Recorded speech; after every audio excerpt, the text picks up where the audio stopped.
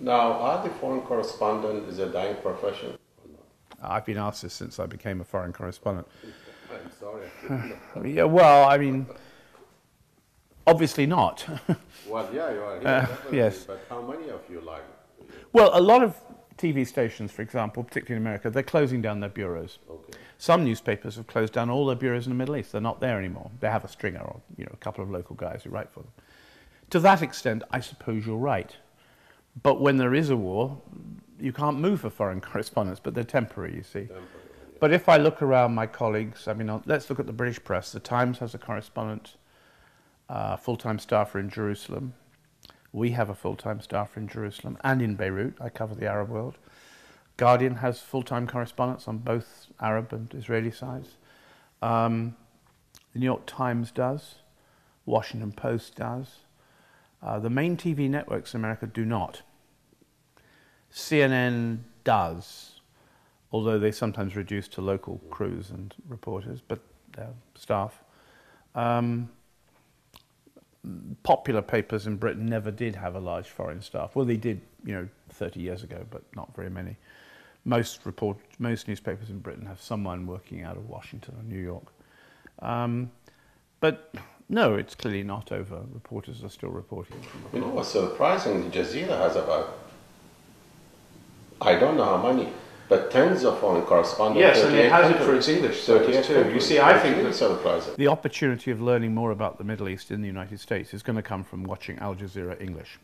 I mean, obviously people of Arab origin are going to watch Al Jazeera in Arabic, but the Al Jazeera English, for which I often broadcast and sometimes go live in the streets of Beirut if there's violence, Al Jazeera English gives you a freedom, I know this from first hand, to say more or less what you want. I mean, I never censor myself, or I say exactly what I think, whether it be a comment program or actually if I'm outside reporting. I'm very straightforward, and I speak with the same freedom that I write in the Independent. You wouldn't be doing that on the BBC, and you certainly wouldn't be doing that on American television, you see. So oh yes, it's become much more frightened recently, especially of the Israeli lobby and so on. Whereas Al Jazeera English, you're going to get it raw, bald, whether you like it or not. So I think that if Al Jazeera English can pick up enough people in the United States who want, not uncritically, but want to see something different, they will have done a great public service to public information in the United States, and they will also effect a change. And also it's very good that people here can actually see. I mean, if you're watching Al Jazeera English, you'll see blood in war. Well, I watch the Arabic. I cannot tell you much about the English. Once in a while I got it on the internet. No, the Arabic has all kinds of advantages, but it has all kinds of disadvantages, which we know about. The English Al Jazeera undoubtedly is streets in front. In terms of the amount of information, the amount of reporters, and the frankness with which the reporters can speak in front of the BBC, in front of most state television in the West, and in front of American television. Al Jazeera Arabic is something else, and it's got a whole series of woes and a whole series of advantages, which you'll be familiar with, and which I am too, because I watch it. Yeah. I tell you, I started having the Arabic Jazeera about a year ago, and now I spend about 2-3 hours every day. At the expense of watching the English channels. Well, I think, yeah, but that's no bad thing. No, because you're getting a much rawer and genuine picture. It may not be a fair picture, but it's genuine, which is not the same thing. Which is not the same thing. Which is not the same thing. Yeah, that's very, very true. Now we have a few more minutes left. I want to ask you one question. If you have an advice to give for somebody young who want to be a foreign correspondent, do you have any advice based on your own experience? Don't work for American media. That's very damning statement. Tell us more about it. Well, the state of the American newspapers. I mean, I don't think people here have gone to the internet to read American papers free. They've gone to the internet because American papers have failed them, and they've failed because they're cowardly, weak. They have no literary skills largely. They run endless agency stories which are so frightened in the telling that you can hardly find out what's going on. To find an American paper which is going to reprint exactly what you see in the Middle East is, unless it's a soft subject like, someone who's making Hubble bubble pipes or something, or the manufacture of mosque roofs, something like this, you're not going to find out what's going on. and to be a reporter. And I have colleagues and friends who are in the American newspaper business. I wouldn't have their job for the world. I certainly wouldn't risk my life for an American newspaper, because you're not going to get across the reality. You're not going to be able to do it.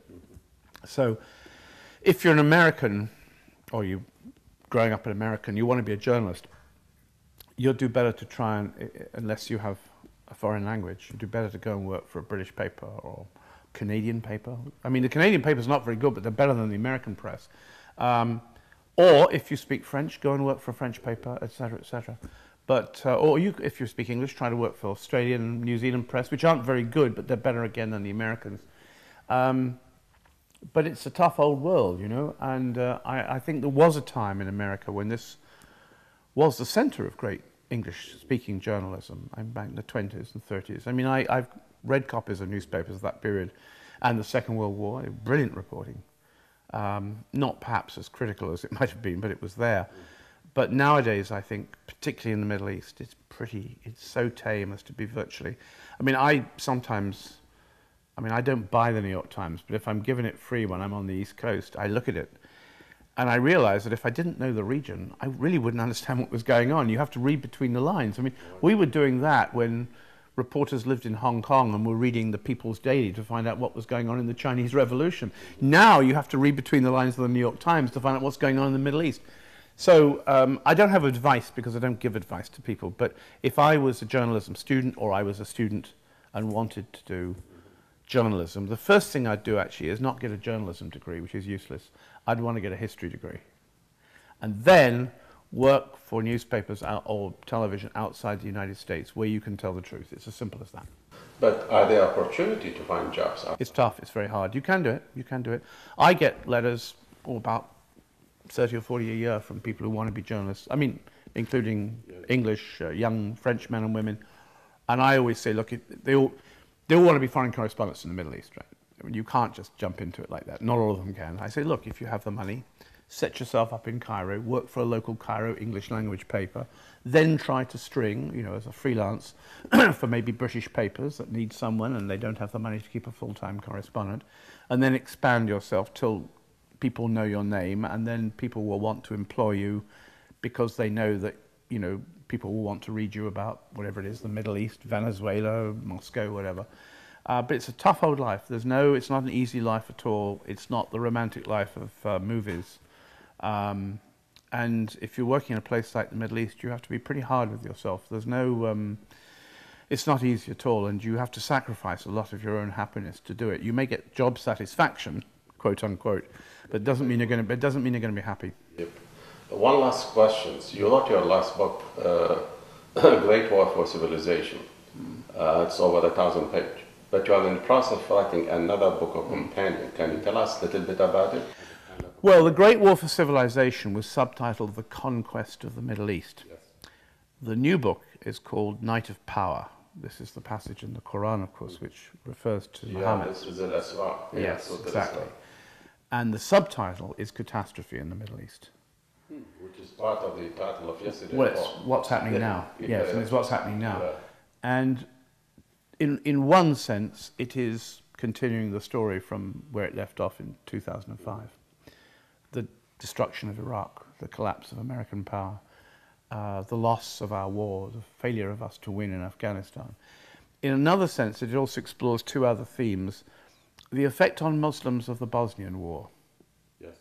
which was infinitely greater than I realized at the time. I was reporting the Bosnian War, but I was coming back to Beirut, opening the Arabic language papers and thinking, oh, it's all about Bosnia. I've read all that. I've been there.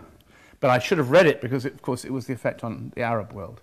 And the second thing which the book is doing is looking at what I call the normalization of war. We, in projecting war to our Western audiences, in Bosnia, but in Kosovo, in the 1991 Gulf War, we sold the world war without blood. They die, we survive, largely. And in doing so, we started to make precedents. We could bomb a hospital because there were military in the hospital. We could bomb a railroad train because the military used railroads. We could bomb a viaduct full of school children because tanks crossed viaducts. And we slowly broke down all the things which we were not meant to do according to humanitarian law. So we bombed the radio station in Beirut. Well, NATO bombed the radio station in Belgrade. And so the Israelis, for example, now use all the precedents of NATO bombing of civilian targets to justify their own bombing of civilian targets, like in Gaza. And similarly, in Afghanistan, well, there was collateral damage. Who cares about men, women and children blown to pieces? We didn't want to do it. We're really sorry, but there it goes. One of those things. It's a war. It's the fault of the Taliban. It's the fault of Al-Qaeda. And so we've managed to produce an audience for our wars, you, who have been weaned off the issue of human rights, the protection of innocent civilians, into slowly accepting every breach of human rights. There is no target which is now not called a military target if it suits NATO or American planners or British soldiers or whatever, or governments, or Blair or Bush in the days when these wonderful men ran our lives. That, I think, is a very serious social, cultural, military, economic change in the way we view war. So that's what the book is also about. But it will be, like the previous book, a pretty depressing read. And it will not have any happy endings to it, I'm afraid. When are you going to finish that book? That's what my publisher asks me every few weeks. I'm hoping to have it completely finished by the summer of next year. And who's your publisher? In Britain it's HarperCollins. In the United States it's Knopf in New York. I think it'll probably come out here either in the autumn or late autumn of 2011 or in the spring of 2012. Well, thank you very, very much, Robert Fisk, for this fascinating discussion. I really wish we have more time to talk about other subjects. You are a treasure of information. I'm not sure about that. Well, I do hope that one day we'll catch you again in the future. You are still a young guy, and we have many, many years of you, God willing, or as we say, inshallah. Yeah. And thank you for watching, and we hope to see you in another program on Focus on the Middle East.